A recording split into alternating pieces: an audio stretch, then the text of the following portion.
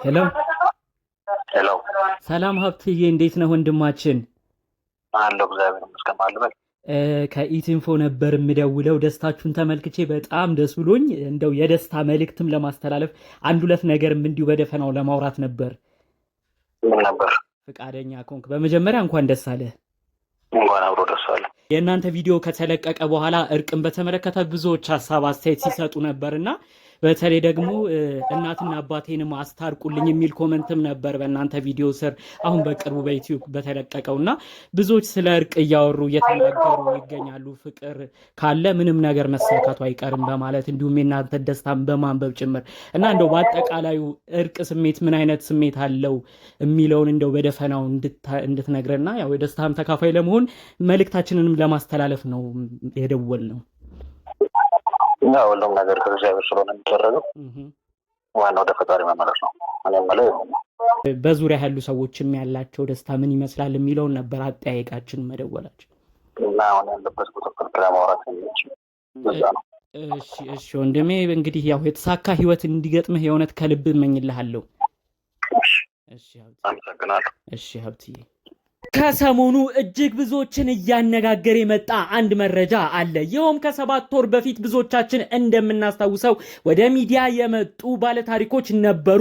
ሀብታሙና ሩሃማ የሚባሉ ሀብታሙ ኩላሊቱን እየለገሰ ሩሃማ ኩላሊት የተቀበለች በፍቅር የነበሩ ከዛ በኋላ ግን ብዙ ጥል በመካከላቸው ገብተው ብዙ ነገሮች ላይ ተደራርሰው አንዱ ላንዱ ብዙ ነገር ሲነጋገሩ ነበር። ታዲያ ብዙ ሰውም ይህንን ሀሳብ ይህን ታሪክ በመስማት የየራሱን ሀሳብ አስተያየት ብዙ ሰው ሲሰጥ ቆይቷል።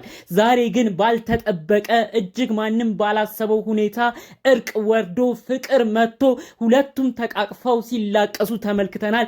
እጅግ ደስታው የሚጋባ ነበር። ይህን ደስታን በማስመልከት በቪዲዮ መግቢያ እንደተመለከታችሁት ለሀብታሙ ደውለን እንኳን ደስ አለህ በማለት አዋርተነዋል። ስለ ሁሉም ነገር ፈጣሪ ይመስገን ሲል መልሶልናል። ሀብታሙ እንግዲህ የማይመች ቦታ ሆኖ ያው ደስታውን ነግሮናል። አጠር ባለ መልኩ የማይመች ቦታ ሆኜ ነው ይቅርታ በማለት እንግዲህ ይቅርታም ጠይቋል ማለት ነው። ሀብትሽ በጣም የሚያስደስት ነገር ነው ዛሬ በቪዲዮ ያሳየን። ሩሃማም ያለችው የሚያስደስት ነገር ነው። ቪዲዮ እንግዲህ ረዘም ያለ ነው። ወደ 1 ሰዓት የሚጠጋ ቪዲዮ ተለቋል በሆነ ዩቲዩብ ቻናል ላይ። ታዲያ ቄስ መተው ንስሐ አባት በሽምግልና መተው ሁለቱንም መክረው ገስጸው ሲናገሩ የነበረው ነገር ብዙዎችን ልብ የሚነካ ነበር። ከዚህ ጉዳይ ጋር ተያይዞ ቪዲዮ ላይ ከተመለከታችሁ ዩቲዩብ ላይ ተጭኖ ከነበረው ቪዲዮ ላይ በመጀመሪያ ኮሜንት ላይ የተመለከትነው አንደኛም ቀልባችንን ገዝቶ በጣም ብዙዎችም ሲያዟዙሩት የነበረው ኮሜንት ነበረ። ያረብኔም እናትና አባቴን አስታርቁልኝ የሚል መጀመሪያ ኮሜንት የተደረገ ቃል አለ። አስቡት እንግዲህ ይህን ኮሜንት ያደረገችው በእሷ እድሜ ትልቅ ልጅ ብትሆን ነው። እንግዲህ እናትና አባቷ ተጣልተው እሷ ራሱ ተስፋ ያደረገችበት ነገር ነው በሀብታሙና ሩሃማ ምክንያት ማለት ነው። ስለዚህ ሀብታሙና ሩሃማ ማንም እንደዚህ ይመጣሉ ብለው ያሰበ የለም። ነገር ግን ያው በተደጋጋሚ ሁለቱም የየራሳቸውን ነገር ይናገሩ እንጂ በውስጣቸው ፍቅር እንደነበረ ግን ብዙ ነገራቸው ይመሰክር ነበር። በተለያዩ ስራ አማካኝነት ለቬሎ ማስታወቂያ አማካኝነት ሀብታሙም ከሌላ ሴት ጋር ይታይ እንጂ ሩሃማም ከሌላ ወንድ ጋር ትታይ እንጂ ሁለቱም ግን ራሳቸውን ጠብቀው ምንም አይነት ነገር ከሌላ ሰው ጋር ሳይጀምሩ ክብራቸውን ጠብቀው እንደቆዩም መረጃዎቹም ከተለያዩ ቦታዎች ሲሰሙ ነበር። ታዲያ እንግዲህ ሁለቱም ራሳቸውን ገዝተው ከቆዩ በኋላ ወደ ራሳቸው ከተመለሱ በኋላ ለራሳቸውም ጊዜ ከሰጡ በኋላ በስተመጨረሻ የእነሱ ፍቅር አሸንፈው በጋራ መጥተዋል ማለት ነው። ሀብታሙ ከእንግዲህ እኔ ሁሉ ነገሬን እሰጣታለሁ ሲል እጅግ ልብ የሚነካ ንግግሩን ተናግሯል። ብዙዎችም ይህንን ንግግሩን ድጋሜ በማዟዟር አንዳንዶች በቀልድ በሚመስል መልኩ እባክህ ድጋሜ እንዳትጎዳ ሲሉ የነበሩ አሉ። ሌሎች ደግሞ እነዚህ ግለሰቦች ላይ ትክክለኛ ፍቅር ነው የምናየው፣ በመካከል የገባ መንገራገጭ ነው ብዙ ዋጋ ያስከፈላቸው ሲሉ የተሰሙ ሰዎች ነበሩ። እንግዲህ በሩሃማን በኩል ደግሞ እጅግ የበሰለ ንግግር ዛሬ ላይ ተመልክተናል። አጠር ባለ መልኩ እሷም ያለችው ስለ ሁሉም ነገር ይቅርታ፣ በተፈጠረው ነገር ሁሉ አዝናለሁ፣ ሀብታሙ በጣም እወድሃለሁ፣ የሚስት ማዕረግ ሆኜ አንተን እንደ ባሌ ተንከባክቤ አኖርሃለሁ ስትል ደግሞ እጅግ ልብ የሚነካ የራሷን መልእክት እሷም አሰምታለች ማለት ነው። በሁለቱም የታየው ፈገግታ በጣም በጣም የሚጋባ ነበር። የእውነትም በቃ እርቅን ለሚፈልግ ሰው የእውነት ደስ የሚል ነው። በመካከል ብዙ ነገር ሊኖር ይችላል። ብዙ ነገር ሲባባል ነበረ። አሁን ተመልሳ ከመጣች ይቺ ግለሰብ የሆነ ነገርህን ትወስዷለች እያለ አንዳንዱ በኮመንት በፌዝ በሚመስል መልኩ ብዙ አስተያየት ይደርሳል። ያው ከዚህ በፊት የነበሩትን ነገሮች በማስታወስ ጭምር። ነገር ግን ሁለቱም ጋር ግን የእውነት ፍቅር እንዳለ ዛሬ ነው የተመሰከረው።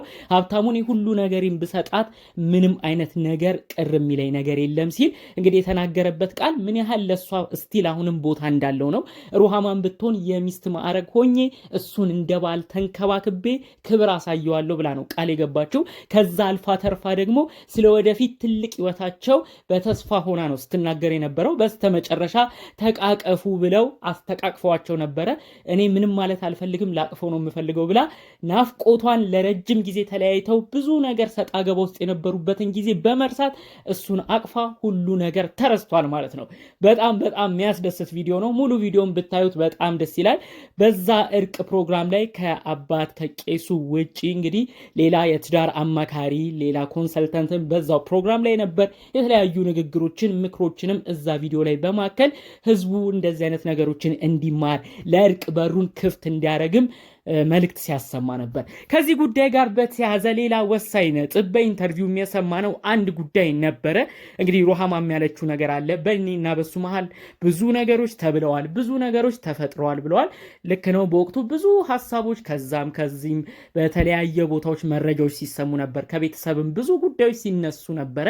ነገር ግን ከቤተሰብ በኩል መቀየምም የነበረባቸው ጉዳዮች ነበሩ በመካከላችን። እኔም እሱም ቤተሰብ አስከፍቼ ይሆናል፣ እሱም እንደዛው። ስለዚህ እኔ ይቅር ማለት የምፈልገው የእሱን ቤተሰቦች ነው። ስለዚህ እሱ ቤተሰቦች ጋር ሁሉ ሄጄ ይቅርታ እጠይቃለሁ ስትልም ተሰምታለች። እንግዲህ ምን ያህል ዝቅ ማለት እንግዲህ ከፍታን እንደሚያመጣና ለፍቅር አንድ እንደሚያደርግም ማሳያ የሆነ ነገር ነው። ሩሃማ እኔ ይቅርታ ጠይቃለሁ፣ ቤተሰቡንም አከብራለሁ፣ ፕሮግራም ይያዝልኝ፣ የእሱን ቤተሰቦች ማግኘት እፈልጋለሁ ብላለች። እንግዲህ የሀብትሽ ቤተሰቦች በተለያየ ጉዳይ ለራሳቸው ለወገናቸው ለዘመዳቸው በማሰብ ሀብትሽ ወንድማችን ተጎድቷል፣ እሷ ከባድ ሰውነች ጎድተዋለች እያሉ እንግዲህ ስሜታቸው ተጎድተው በወቅቱ ብዙ ነገር ሲባባሉ ነበር። ዛሬ እንደ አዲስ ምንም አይነት ነገር እንደዛ መተንተን አንፈልግም።